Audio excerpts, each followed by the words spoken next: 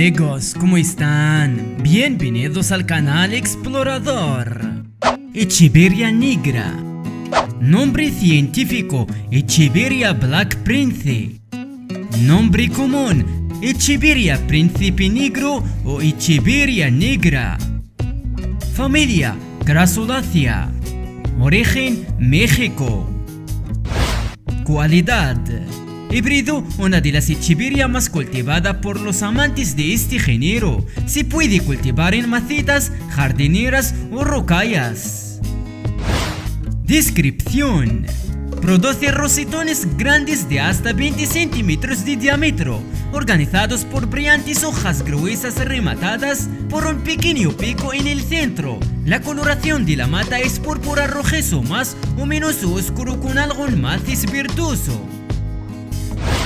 Flor: desarrolla un tallo largo de donde surgen las pequeñas flores en manojos. Son de color anaranjado. Periodo de floración: de finales de primavera a principios del verano. Temperaturas: tolera las bajas temperaturas si son de corta duración. Riego: regar en profundidad, evitando a toda costa la acumulación de agua en el sustrato. Cuidados: no necesita de grandes contenedores para prosperar correctamente. Puede estar años en el mismo recipiente.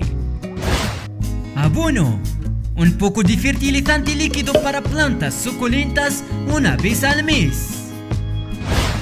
Reproducción: se multiplica sin apenas problemas por medio de los nuevos rosetones que van apareciendo en la base de la mata.